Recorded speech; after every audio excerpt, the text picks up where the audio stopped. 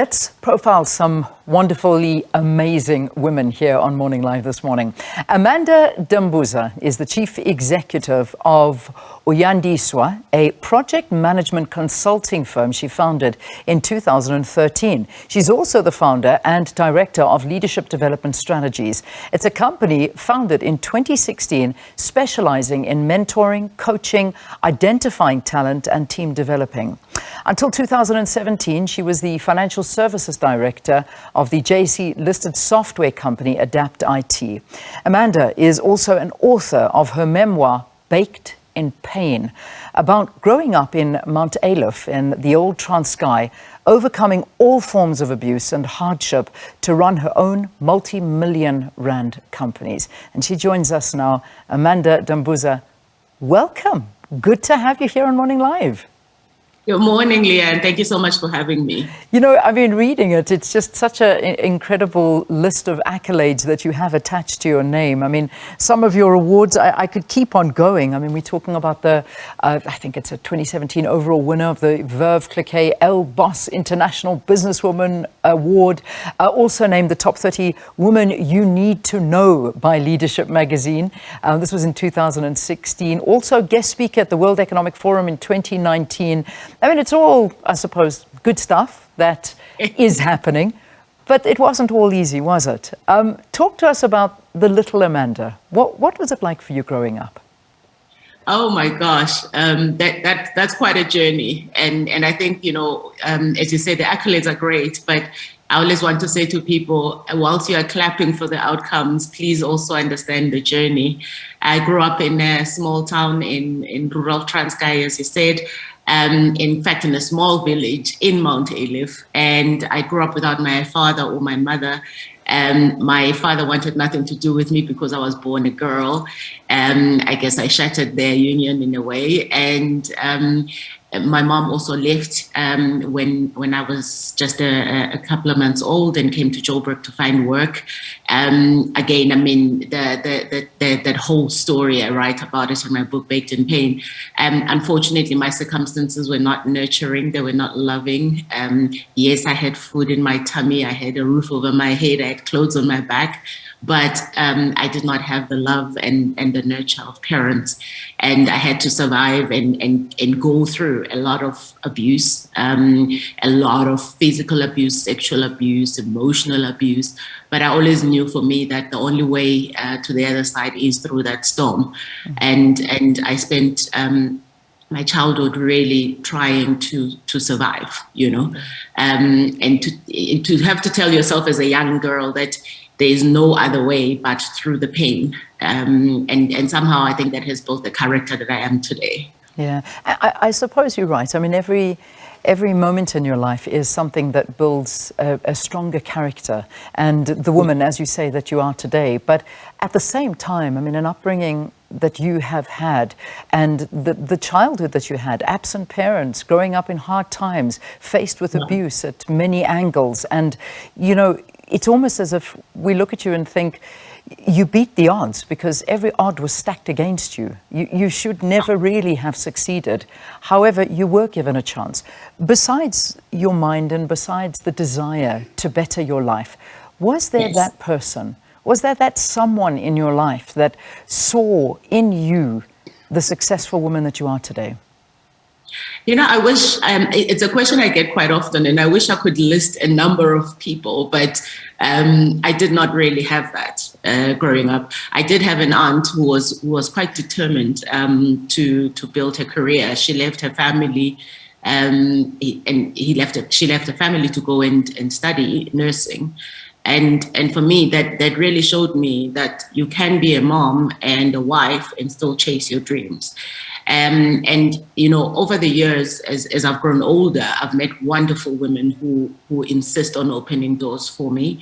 But it's not something that was always in my life. I didn't really have anyone I could talk to. As a result, this is why I'm eternally joyful, because I've had my fair share of sadness and loneliness as a young girl. And of all the things, I think what that taught me is how to be self-sufficient, how to be self-reliant. But I am all of that today for many women, because I know what it's like to not have anyone. So I'm there for them to reach out whenever they will wish to. I do mentorship at scale, and I do that because I want them to understand that there is always somebody listening. There's always somebody willing to help. Yeah, I love it. Amazing, absolutely incredible. I mean, so when we come into your sort of working life and your career, Yes. talk to us there about the very beginning stages.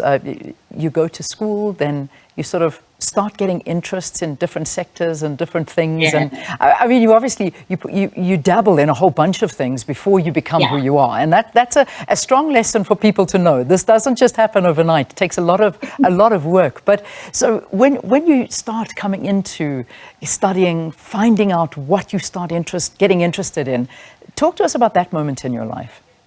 It's actually quite interesting. I'll take it one step back. I went to Wits University to try and register, but I didn't know what I was going to do. So I just asked them that I wanted somebody to just listen to me, just listen to my story. I want to tell you where I've come from, and maybe somebody can guide me to know what I want to study, because I didn't know what I wanted to study. And long story short, after a couple of rejections, because I mean, if you don't have the 4,000 rands registration fee and you're busy talking about some stories, the registration lady is not really interested in your stories. But somehow I managed to be sent to the guidance office.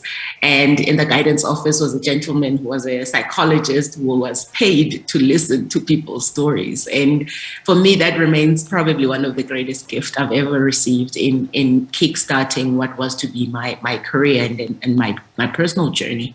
And I told the gentleman that I really wanted to understand society. I wanted to understand cultures. I wanted to understand how people make decisions and why they make certain decisions, and how does society hang together, and in many ways I was just trying to answer my own questions. So I ended up studying social sciences at Wits University, graduated. It was the best time of my life because I really started to understand society. I learned about society, let me put it that way. I studied psychology, I did sociology, social anthropology, and absolutely 100% the studies that were fit to my purpose. And after that though, I got into a call center job, and that was my first job in an insurance company. And I really did not like it because I was dealing with pensioners who hadn't been paid. And in a call center environment, the pressure of that call must be under 4 minutes. And how do you tell an old lady who's so distressed that, this call has to end? So I just felt like it just wasn't for me. And within 3 months, I said I was leaving, and I didn't have anything else, but I was so confident in my abilities. Call it youth, Leanne. And I literally just said, I am leaving. I don't have another job, but I'm going to find another job. Wow. And I was talking to a friend of mine, a family friend, in fact, and I said, this is what has happened. I'm going to look for something else. And he said to me, why don't you come and try? We can take you in as a graduate intern in the project management firm that he had partnered with. That's how I started my career. And I started as a project administrator intern. I was the person that makes sure there's ink in the pens when there's a workshop, and that I made tea for people. I made coffee for people, but I treated it with such great care, because that was just the beginning. For me, it felt like finally somebody could just give me a break. And I mean, today I run a project management consulting firm, so full 360. But in between that was a lot of hard work, a lot of hard work. Gosh, a lot of teas, a lot of cups of coffees, and a lot of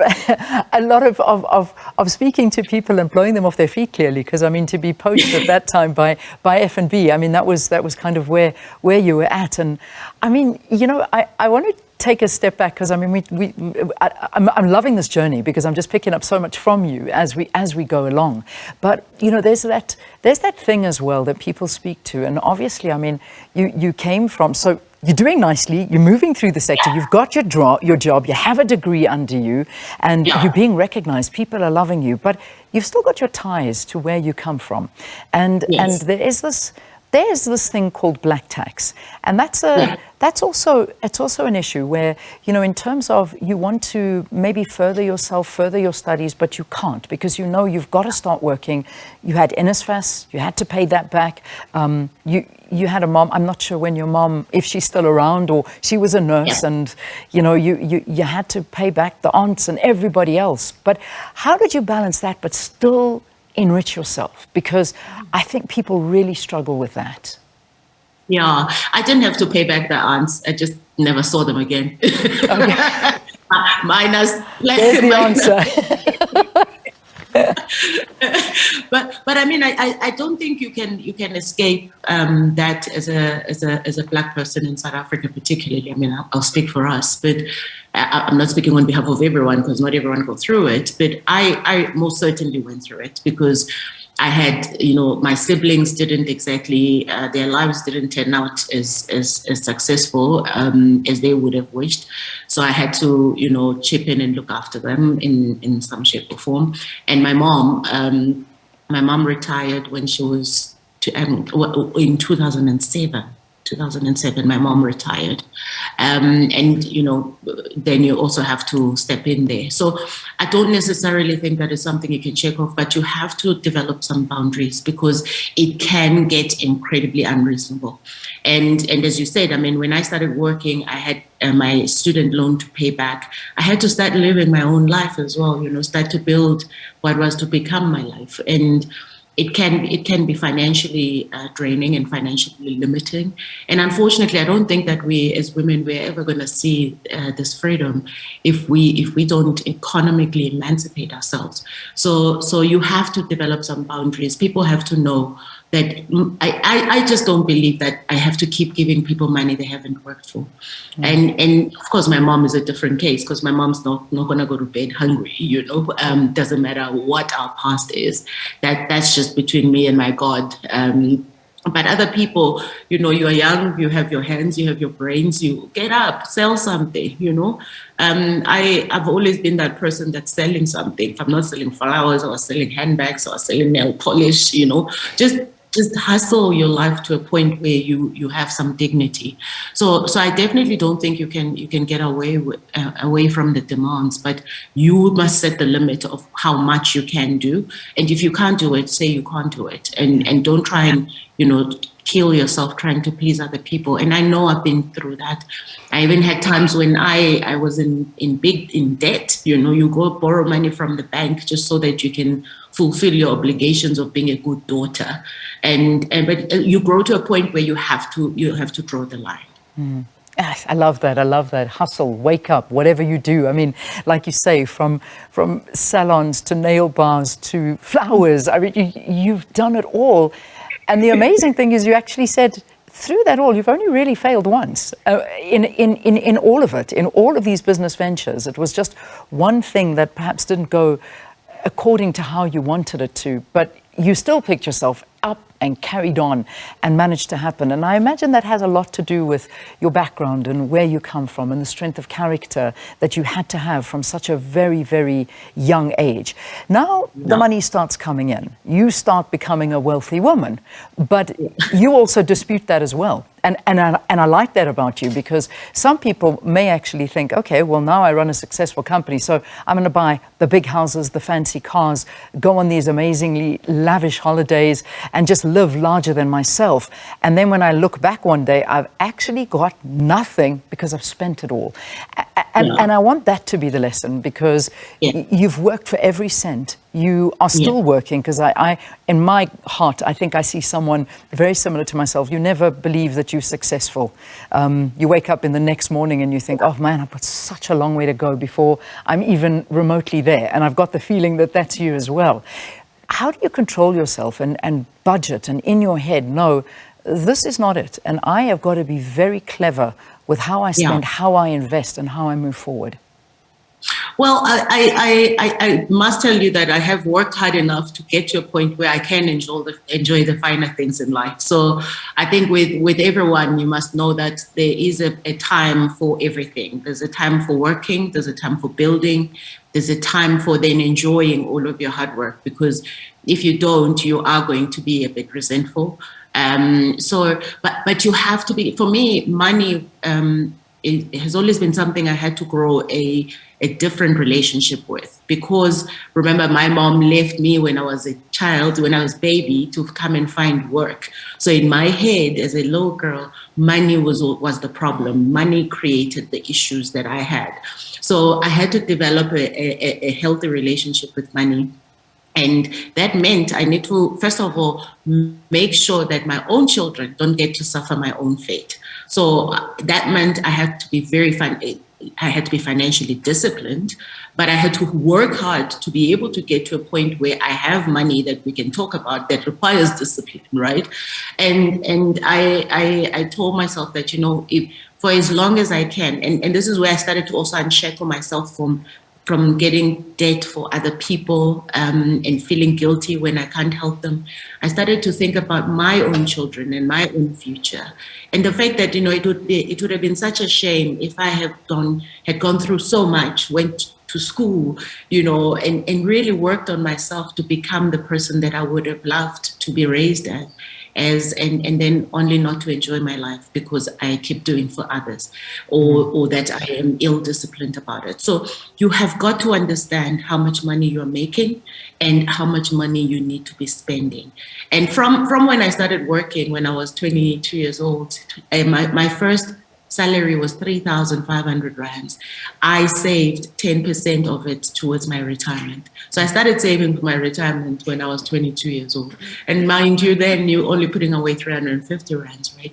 But the discipline of saying, I'm not always going to be young and I don't know what's going to happen in the future. Not all of us come into some big stash of money. We have to work with every little bit that we have. And I think that's the majority of the people. So be careful about what you're spending your money on. Don't let people take you for a ride, because it's easy. If you keep giving people money, all you're doing is perpetuating the status quo. People have to work for their money. If somebody says, listen, borrow me a loan, borrow me some money so that I start a business, that's a bit different conversation. But we can't just keep feeding people money they haven't worked for, because we grow resentful. So put away enough for rainy days. And we talk about rainy days. Rainy days aren't in the future. I mean, look at what has happened with the COVID pandemic. Yeah. If you didn't have enough reserves, it would have been hard for you to survive that, both in business and in your personal capacity. So always think about the fact that the life that you are living now has got to be within your means so that you don't choke on your own life. Amazing. And that, think about the future, think about the long term. Generational wealth is not created out of just trust funds and things. It's created out of our financial discipline. So make sure that you spend time with your financial planner and talk properly about how you plan your estate, especially if you have children. And these are all the things that we really must change, because we know better, right? We know better. We've got more information at hand. And we don't want to have children in the future when we're long gone, who now have to beg people for money. Yeah. So for me, it's very important. But please, Leanne, we have to enjoy our success. We do. We do. You are so right. Just because of that, I'm going on holiday next week. Thank you. I really am. But and you're so right. You are so right. I got to wrap this up. But you've got 3 children. How old are your kids now? The twin girls are 15, and my little baby boy will be 12 in November. Oh, that's beautiful. But wait, yes. You've actually got a 4th child in the form of a little book and a character, because you wrote a children's book as well called Aya. Yes, is that right? Aya. Yes, a brave girl named Aya. Oh man, is this little brave girl you by any chance?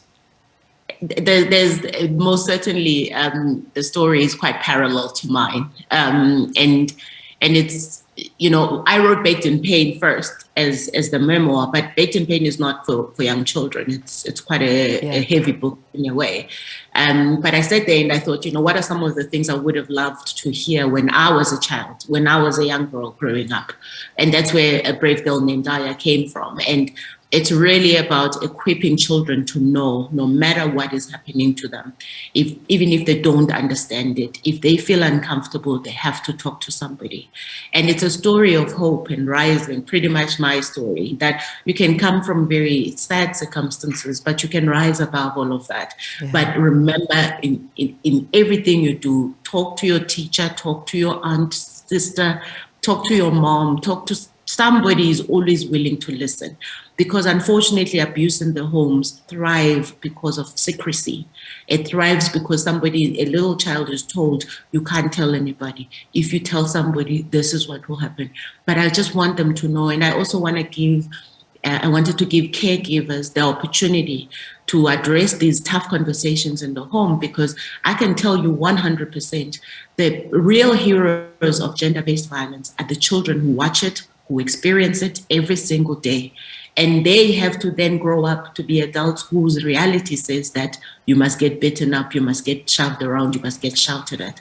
So with this book, I am saying, even if you are a caregiver that is going through that, you know that this is not the reality you want to pass on to your children, but you just don't know how to break the conversation. So I wrote this book as a resource for them as well, to start having those uncomfortable conversations, but in a way that doesn't feel like it's their story. They can tell it as it's Aya's story, but in a way acknowledging that we cannot perpetuate the same status quo into the next generations. Amazing. You are an amazing woman, not only businesswoman, but just a woman of South Africa that we can admire, look up to, and a role model that speaks to so many people that I think the lessons are just, they don't stop. We could learn something from you every moment of this day. Amanda Dambuza, thank you for being one of our incredible women this month that we're profiling, and we look forward to seeing and hearing more from you. Thank you for your time. Thanks for being with us. Thank you for having me, Leanne. It's an absolute pleasure. All right, there we go. Hope you're enjoying these amazing women that we're having here on the show today.